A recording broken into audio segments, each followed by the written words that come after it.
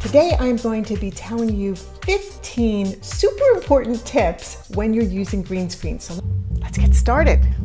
Hello and welcome to zazoome, the business YouTubers channel for professionals, creatives, and small business owners. Tip number 1, to improve the look of your green screen videos, keep your background wrinkle free. What it looks like when you have wrinkles. When you have wrinkles, it creates a bunch of shadows and it makes it impossible to do what's called keying. You key out the green, the background of your video that's green, so all you see is the subject, and then you can place the subject anywhere you want. Well, if you have wrinkles, you're making shadows. So the last thing you want to do is have wrinkles. If you're using fabric, use fabric where you can pull it very, very tightly. And you can use clips, you can use clamps. We use staples and we have literally staple gunned it into our walls. Tip number 2, keep at least a 4-foot minimum distance from your subject in the front to your background. Let me show you what that looks like. You want to have 4 feet behind you so that you are not casting shadows on your green screen. Tip number 3, light your background evenly. You don't want to have dark spots on your background.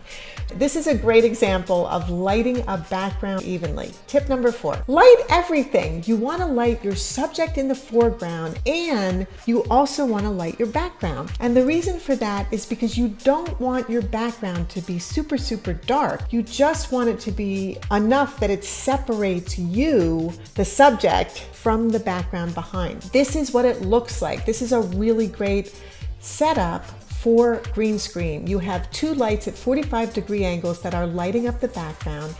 Then you have 2 lights on your subject at 45-degree angles. One is called a key light, and that's the one that lights the key side of your face. And the other is called the fill light, and that fills in so that you don't have a bunch of shadows. The third light is called a hair light, and it lights up the back of your head, your hair, in order to give it sort of a glowy effect and separate it even more from your background. This is how we do it. We light up the background, our green screen, and we use felt for our background.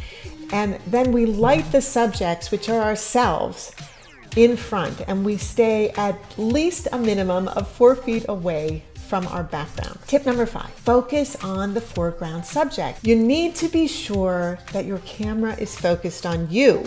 So if you're filming yourself, you want to set up something where your seat is and focus on it and lock the focus, because you want to be sure that you're the one that's in focus, not your background, when you go back to film yourself, when you start filming on your camera. Tip number 6, use a matte finished fabric. This is why we use felt. You can also use muslin because matte absorbs light.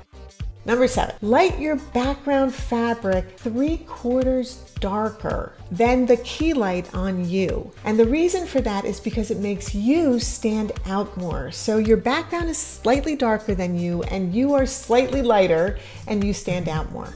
Tip number 8, well, darker is better. A darker screen will project less reflection or spill light. So this is another reason why you want to use a bit of a darker colored fabric. So if you're getting paint, and Roscoe paint is excellent, everybody in the movie industry uses Roscoe paint, create the perfect green screen, or you can use a color as close as possible to chroma key green. Darker is better because a bright screen is harder to key out. There's less of a contrast between the subject and the background. So that's another reason why a little bit darker than you is better, because it makes it easier to key it out, to get rid of it. That's what keying is. Tip number 9, wear solid colors. And the reason for that is because solid colors show up the best in front of a green screen. Tip number 10, don't wear green clothing. Well, you can see why. It's pretty obvious why you should not wear green clothing. So look at this, the poor weather girl is wearing green and sadly blending right into the weather. Here she is in all her green glory.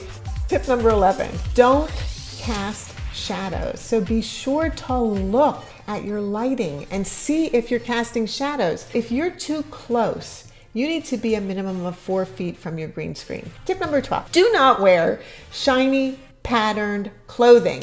Do not wear shiny, dangly, or flamboyant earrings when you're doing green screen because it's so much harder to key it out. Tip number 13, if you can avoid wearing glasses, if at all possible, do. And the reason for that is because glasses pick up the green of the green screen. Glasses reflect green, and this is the reason why you don't want to use them. Tip number 14, watch out for light flares. Light flares are when you get too much light. One side of your lighting is too strong, or it's too close, or something just isn't right about it. It creates these hot spots, these whited out spots, and it makes it so hard to key out. Tip number 15. If you're using a DSLR camera, your shutter speed should minimize your motion blur by raising your shutter speed to 1/80 or 1/100. Your aperture, f4 or f5.6, gets slightly more depth of field to blur and smooth out your green screen. Set your camera to the best recording format. And as far as ISO, just avoid high ISOs. To recap your 15 green screen tips. Number 1, don't have wrinkles. Do stay 4 feet away. Make sure you have even lighting. Light everything, your front and your back. Focus on your subject. Be sure your fabric finish is matte. Background lighting, darker is better. Wear solid colors.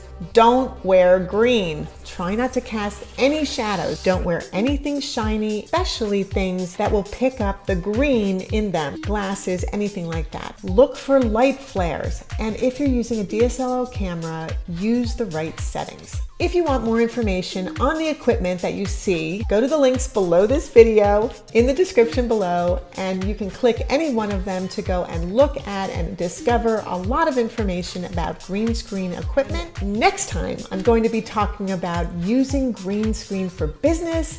Why would you do it? What's the value of that? Why in the world would you use green screen for business? Oh my gosh, there are so many good reasons. And I'm gonna tell you all about those in the next video. Thank you for joining me. I'm Sherry Barbera. This is zazoome, the business YouTubers channel. And to learn more, subscribe to our channel so that you don't miss any videos. And please like this one because I love those likes. Thanks for joining me and watch that next video.